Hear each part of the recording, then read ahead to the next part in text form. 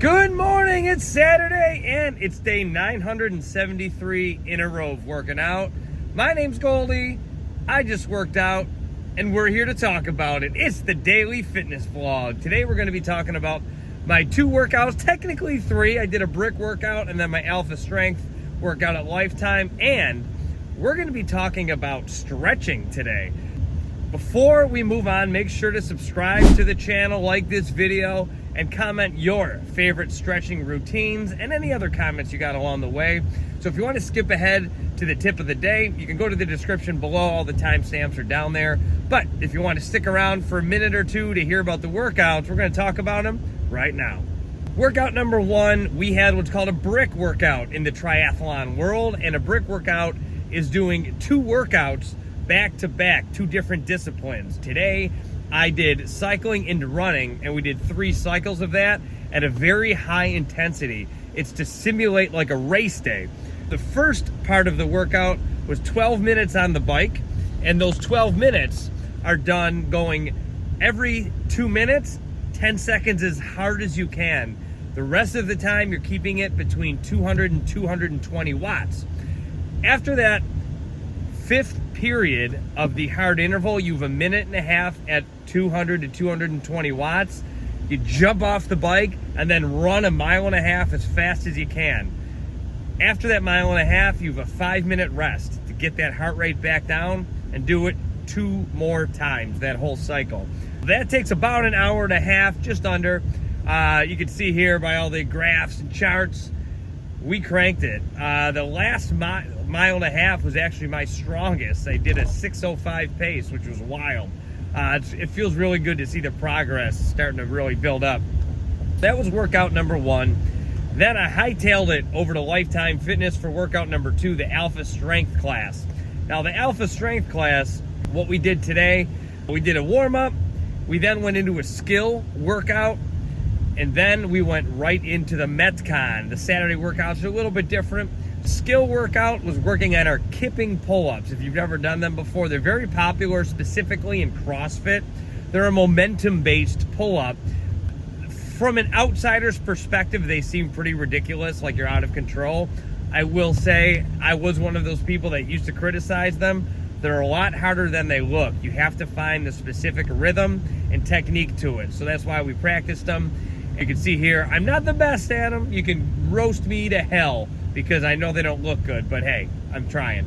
And then the Metcon portion of the workout, we did an all-out zone 6, killing yourself basically.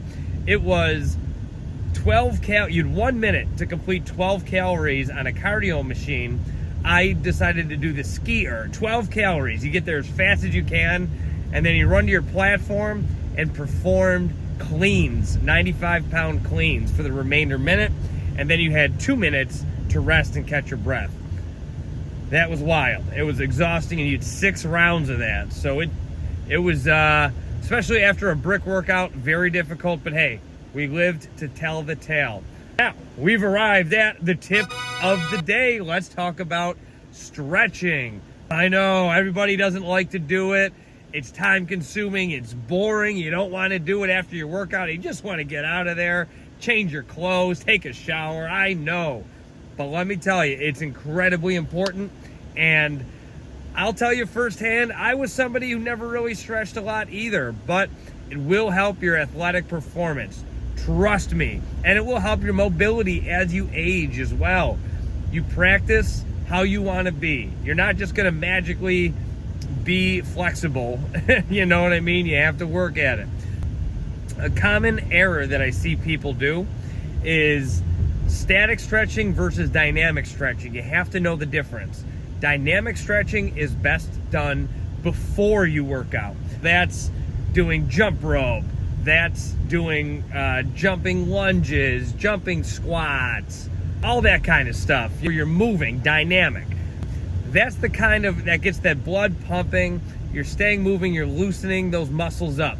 Now, when you're done working out, what you want to do is static stretching. That's the typical grab your ankle, stretching your quads, getting on the floor, holding a position, you're holding your toes, you're stretching your hamstrings, counting to 15, 20 seconds.